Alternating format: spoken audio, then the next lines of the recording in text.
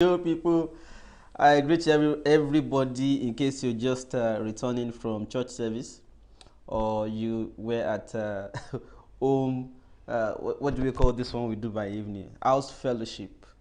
Okay, so some of you are already conversant or aware of certain citizens who decided to stay through all the time Buhari was in London, and then even though he wasn't seen by anybody. So we call them Buhari watchers. So every time they send police on them and all that, well, you know the story already, and I'm going to be playing a little of it in the course of this discussion. So I have three of them: citizens Mary, citizen Leye, and citizen Bola. So let me welcome them to the live show. I will greet you all. You're welcome. Hello, everybody. Nice to be. Hello, good afternoon, good evening. And good morning, wherever you are, citizen. Sheikh. Well done. All right, great. So let's get it We started. appreciate you. Thank you so much. Well, it is a time when it's no longer fashionable. It's no longer a fancy to come out and protest, especially since they've started clamping down on protesters in Nigeria, using police, DSS, including pastors, to harass and arrest everybody. So, but we saw you in UK. You started as only two persons. Everybody was like, within next 2 3 days they'll be tired. But every day you were there. There must be some kind of motivation, anyways. No one is paying you to do it. So that's where I want to start from. What is the motivation exactly? And I don't know who wants to go first. I'll let Citizen Bola go first. Okay, I would Citizen let, Bola. I would say I would let citizen Mary Ojo go first because we like for the mothers of the nation, Okay. so, because they're the ones who are creating the future. So we all have a story to tell. What put us there? So I would like citizen Mary to go first. Go ahead, please. Okay. Ladies Thank first. you. Good evening, all again, Nigerians, fellow Nigerians, and thank you so much for hosting us, Objective. It's You're a welcome. privilege to be here. Well, the motivation really is the fact that Nigeria is in disarray as we speak, and we talk of Nigeria being in disarray and being in a state of chaos. It's not new. But what is shocking about it is the fact that where the whole world is transparent now, the global village, it's seen, everyone could see each other through social media, and where people are beginning to expose corruption in Nigeria, especially in Buhari-led government. And they don't seem to care. The president of Nigeria came to UK for a summit, which was a virtual summit.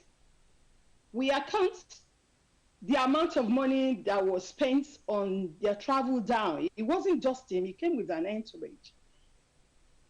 That is a waste. That was unnecessary. And we thought that was bad enough. Then Buhari went into his usual healthcare healthcare thing that he does. He comes in for healthcare service at the expense of the taxpayers in Nigeria. And this is totally wrong. This is absolutely wrong. It wouldn't have come under the NHS because it doesn't live in the UK. So it would have been accessing an healthcare which costs Nigeria God knows what it is. Because as we speak, a pound to a naira is over 700 naira. And this is the exchange in which Buhari came to the country with to have an healthcare service. So with all this, those are motivative enough and quite annoying and so unacceptable. So I'm going to stop here to allow other people to speak. Yeah, that's I would say that is a motivation for us or for me, and which I believe it is also for fellow comrades. All right, Thank I you. think at this time we should. I must commend you though, because you were about one of the few females that we saw who could stand up at that time, because people were no longer coming out, especially for protest anymore. But you may have gingered a lot of people now to start looking into it again. It's a civil action that so far, uh, made a lot of people wake up. Let me go to Citizen Bola to let us hear his own side of the tonic. Well, my own is I'm moved by Citizen Mary Ojo, and because you rely on others to make it happen. Even myself in going out, I relied on Citizen Larry Akinleye to go out and connect and to make happen. But my motivation, let's get it real. I'm a person. My motivation is my father, who was a British passport holder. He was a Nigerian citizen. He worked in the newspaper industry as a printer from the 60s through to the early 90s in the British newspaper industry, printing the Daily Mirror, amongst others, and the Daily Mail. I remember he did many hours there and was fortunate enough to have done very well from that. He loved his country and spoke of Nigeria as a place in going there I couldn't see or understand because I didn't see the reflection of what he spoke about in Nigeria when I went there, the many times that I did.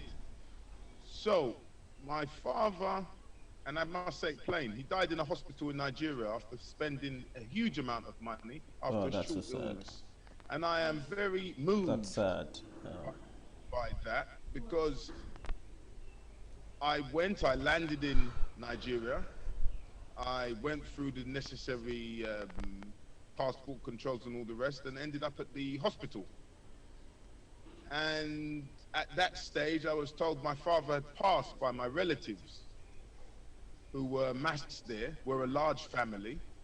Our origin for my father's side is Oshobo, as um, my granddad was one of the first people who were the first settlers of Oshobo. So they call them Omo Oshobo. And my accent is very English, but I have a very long lineage and a very large family. Many of them who tell me at times to be aware of what it is that I'm doing. I'm aware. So I went to Nigeria and saw my father laid dead on a hospital bed with a canister of oxygen, which was, it was like something from a horror movie. Hmm. And I was absolutely disgusted and angered by that. And I was the person who was left having to tell my mother, who had gone only to change because she'd been with my father for a number of days, and I was left with the pain of having to tell my mother that my father had passed. Wow. And then on my brothers and my uncle that my father had passed, Hmm. and sister and other associated members who were in the UK.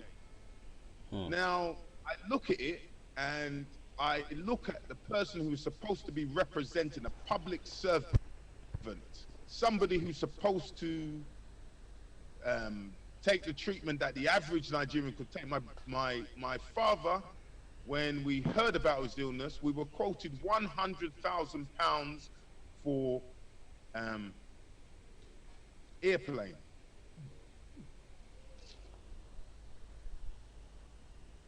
Sorry. Just go on. We can hear you. Uh,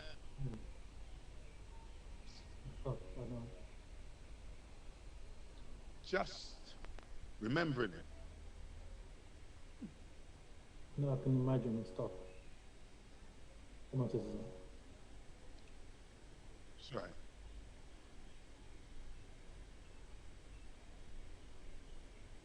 Come on, citizen.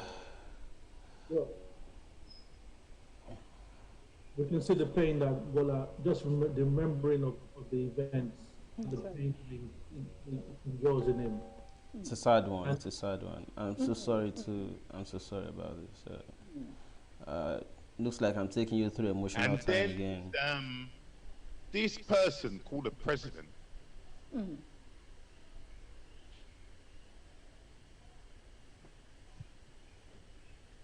imagine. Hmm. Mm. Yes, sir. Um, This is a pain Buhari is causing the whole country. it is a painful one. Mm. It's very, very painful. And when you see how our so-called leader Mm. selfishly disregard his duties and just focus on himself and his family. I mean, they've turned London into their holiday home. They come to the UK as if they're going to Abuja. So it's unforgivable that he can escape and the rest of the citizens in Nigeria are stuck there, whether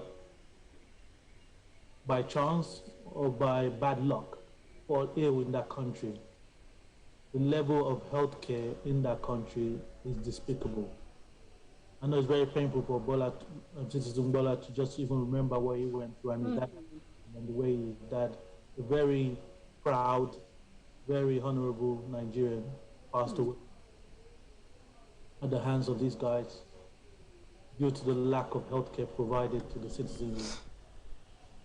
I have, I'm sure everybody has a horror story to tell about what you will face if you were to go to hospital in Nigeria. I mean, I lost a person dear to me. I lost a fiance while she was giving my twins, two boys. And not only did we lose the mother, we lost the two boys as well. And I've been paid so much money, and yet you're still left with dead bodies. And then the hospital then hold you to ransom, even over the dead bodies. You know, it's so painful. It's unimaginable, and the time for silence is over, even for us here in diaspora, because we spend, I mean, we send a lot of money back home. All that money seems to do is just put a plaster over a big wound. The wound is not healing. The wound is getting worse each day. And our plasters is totally ineffective now because us in the diaspora, we're just one phone call away from disaster. We have people back home, and everything that's affecting them affects us, whether we like it or not. So, like Citizen Bola always says, you have to do your little bit. Whatever you can do, you have to do it. That's right. And that contributes to my little bit. And that contributes to Citizen Ojo's little bit. You know, so our combined efforts, we have to start directing it things at home. And not just pumping money there because it's just plastering over the big one. Zimbola, are you ready to carry on? No, I would just say I'm moved when I see these people. If you call them people, fella call them animals in human skin, who feel as though they have the right to subjugate the masses. I don't call them masses. Every single individual is a citizen who has rights. That's right. And it falls to us to make those people aware that they have rights as individuals. They're not masses. No. It's not honey, molasses. This is citizens. Each individual's life is important. As I have felt pain, as citizen Leia has felt pain, as others have felt pain, That's right. it falls to us and others who haven't even felt that pain to do their bit, whatever that may take. I saw a citizen stand in front of the Nigerian High Commission, whether it's today or yesterday, and say we should do our bit by himself. And if you're waiting for the same pain that I'm feeling, this is 9 years ago for me. Yes, I feel it like it was yesterday. And I question, are you waiting for that pain? I hope not, because it will come to us all, that these animals in human skin deem it as though it's some form of badge of honor to travel to the UK with the money that Nigerian taxpayers have amassed, Nigerians' resources have amassed and taken for their own personal extension of life. The age of life expectancy in Nigeria is 54 years. 54 years. In Ghana, it's 64. You can go and check those facts. Don't take it from me. So the people are robbing us of life. That's And if right. we're waiting, we all must die. But if we're waiting, because someone will say, have you nothing better to do? I want to hold these people to account. They will not get away with it. That's all I can say. Thank you so much for being able to eventually, just keep strong and get yourself back to be able to talk. And I also understand that the mood is already spreading. A lot of people online, I can see some comments on Facebook and YouTube already connecting with your mood right now. And they all understand why it is now important for everybody to feel concerned. Otherwise, to get consumed is just a question of who is the next victim. Well, while this was happening, a lot of people defended him, Buhari, and called you jobless. I know at some point you may just not feel bad about it, considering that, when you're hot, you're hot. Some said for party loyalty reasons, they called you names. If you read some of the comments under the videos, although a lot of people felt that it was right for you to do. But some also said, well, maybe it was because Buhari is not a Yoruba man. And then we saw Tinubu also was in London, and the two of them are in London at the same time.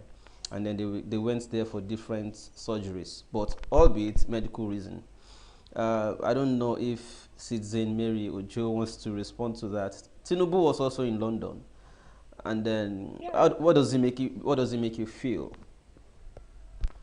It just makes us feel equally bad in the sense that just like Citizen Bola and Leye had talked about their story, I have my personal story as well.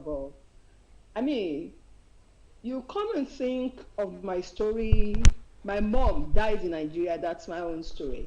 And but when she was here in the UK, she was looked after, and 6 months when she got back to Nigeria, she died, which was really painful. And on top of that, you then see the way people are being killed in a gruesome manner. You see the amount of killings that is going on in Nigeria under Buhari's watch. And this is just escalated due to the fact that it's Buhari that is there. It's right for anyone to say, yeah, it's Buhari, you are Yoruba, or you are Igbo, you are speaking against Buhari. Well, whether they say it so or not, what we know is Buhari is the president of Nigeria. He has a responsibility, according to the constitution, to look after the lives and properties of Nigerian citizens, which he had failed on woefully. And coming back to your question of Tinubu being there, initially we did not know Tinubu was there. And subsequently, when we know, we do not even know where they are. Even Buhari himself, we do not know where Buhari is or was exactly. But we chose the Nigeria embassy because that is our embassy. And it's significant for us it's significant for us to hold the protest there. And that's why we've chosen there to do so. And Tinubu, of course, yes, is part of the problem in Nigeria, even as we speak, even though it's one of the foundational problems that we have in Nigeria, but it's still a problem in Nigeria. And for him to come and have his medical care in the UK, as well, this social class disparity or where they've placed themselves, it just shows their mentality. In our culture as a Yoruba girl, you're not to abuse or be verbally or in whatever way be abusive to an elderly person. But they've placed themselves so low that when you want to speak, you just don't have any reservation. So for Tinubu to come down to the UK to come and have a medical care is totally unacceptable, as equally as the way Buhari is issue is unacceptable. And again, it just shows their mentality again. Because, like somebody said, even if you steal our money, somebody was saying, well, maybe it was Citizen Layer that said this last week, that at least the white they stole from us and build their country. But these ones are stealing from us and building their master's country. Hmm. So coming to the UK to have a medical care, Tunumbu, it's so unacceptable. And if only we know where they are, we will run after them. We would have protested, we would have harassed them, we would have asked them questions. If only they told us where they are, but they both were in hiding. All right, let me come to citizen Larry and Bola again. I mean, at the point you were only two or three maximum, sometimes just but I mean, given how people complain online on social media, and most of Nigerians in diaspora were also available, so to say, how did you feel that people didn't really join you? Although I understand you weren't discouraged, Can I but further say, Citizen Mary Ojo's point? okay. One has looted the country. Hmm. That's Tinubu. One is looting the country. That's Buhari. One is co-looting the country. That's Sonwalu. So wherever we find these people, remember, these are government servants who are supposed to make themselves available to their citizens. If I was in a position to show you my Nigerian passport, me, I'm a citizen. I have no other country. Me, I'm a second-class citizen in this place. Let nobody tell you any lie. No matter what you are, you're serving your masters here. That's what you're doing, no matter what position you find yourself in. So where you're saying what you're saying, I'm doing it, as people would say, I'm doing it equally for myself. I'm doing it, I don't have children, they're grown up, they're adults. So when they finally discover this place is not for them, they need a country. And if our country is as bad as Afghanistan, where will they go? What exactly will be their benefit to the world? So where people are saying what they are saying, is it because of money? The question is, for these people who are saying what they're saying, these are the people where you wonder, who's feeding you? Which crumbs are you taking for you to make comment? Because I don't read comment, I'm not interested. I'm not interested in your comment. I'm interested in your action. If you want your place to be, as Donald Trump called it, he called it, as a president of America, a shithole. Those were his words for your country. The one that my father spoke of with verve, with energy. Now we've left it in charge of who? Who are these people who are in charge? Where have they taken it to? You can see by the Naira, which you were able to change in the bank when I was younger in the UK. Now you can't check. Go to anywhere in the world. Ask them where they will change you Naira. That's how useless it's become. And it's not useless as a people, it's useless in a kleptomaniac gang of leaders who will rob even anything that is even bolted down. They will rob it and steal it. Let's not call it corruption. They will steal it and loot it and sell it and take it and use it for nonsense. So Well, that, I would say. Well, the pain you're expressing here is actually the same for many Nigerians, except that, maybe the level of it is different. As Fela would say, my own condition don't reach make I act. Maybe some others, maybe they haven't got added to that level as yet. But I'm going to ask you as we close, because I understand you have to run for another meeting now. All of you, is what's going to be your advice or counsel to many Nigerians who equally are pained, but you see them on social media, but when you call for action, you rarely see them. I mean, how would you advise them? Because as it looks now, these people are not necessarily interested in addressing this issue or situation at all. I mean, they hide away when you protest. They don't come out. They avoid you, and they still don't go back to correct the problems. Well, let me take that one. I think for our people, we're used to be followers. True leaders breed other leaders. Where we're different is we're not looking for followers. We're not looking for people to follow. We're looking to bring leaders on board so they can lead the movement wherever they are. You know, the reason why I joined this was because of Omoyele Sowore. I mean, I was totally against politics, but because Omoyele stepped his toe into politics and showed that politicians or people that are in politics can be actually upright. They can mean what they say and do what they mean. You know, that's why I got involved. And yes, it attracts a lot of fun characters. But when you have upright people standing up for what is right, that will bring other people that are upright onto the movement. And so if you're upright, you do your bit. Come and find us. We're easily available. You can find us quite easily. Take It Back UK is being rebuilt, and it's being rebuilt correctly with the right people. So we're not looking for fame. We're not looking for fortune. We're just looking to leave something that our children can be proud of.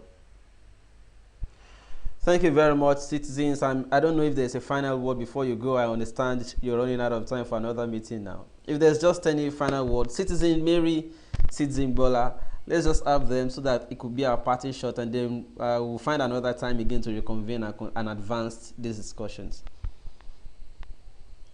My Party quick word volunteer. to us in diaspora. Sorry, is it okay to speak? Please go ahead. My quick word for us in diaspora is to come together and fight this corruption. We've been quiet for so long, and we can all see the atrocities going on in Nigeria. It's time for us to make a demand. Where we are here in the UK or in diaspora, we do make demand, and we see change happen or changes happen. So please, let's come together. We're not jobless people. We're very busy people. We're taxpayers. We're responsible citizens. Join us so that we can stop this corruption in Nigeria. Thank you.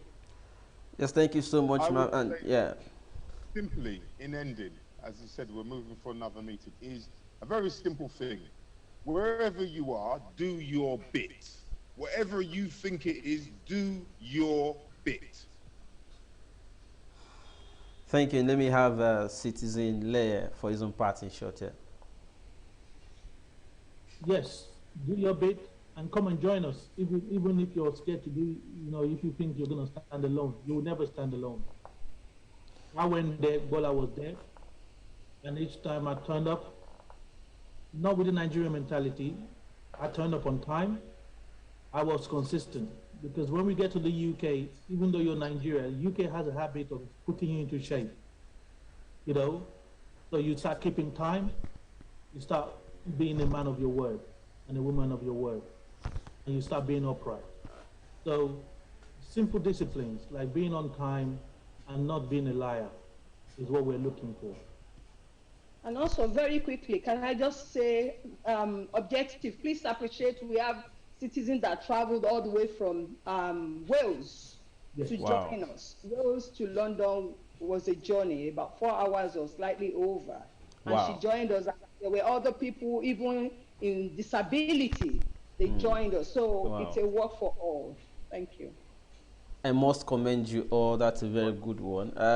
I don't know. Maybe some other time we'll talk about how you can help other citizens know their rights whenever they are confronted with police meant to harass them. I mean, you guys handle that very well, and a lot of people are so inspired by that.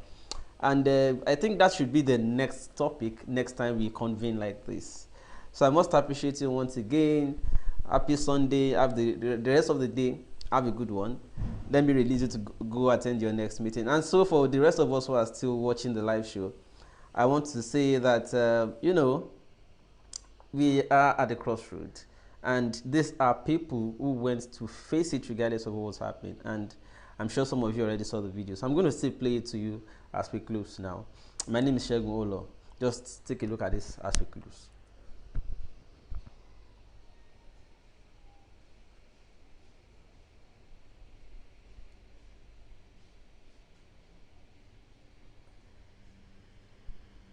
Buhari, you're a liar. Yes. You're here in UK. You went for a summit, which was a virtual summit. Other presidents, in order to save money, stayed in their country. Nigeria is a crime scene. Boris Johnson.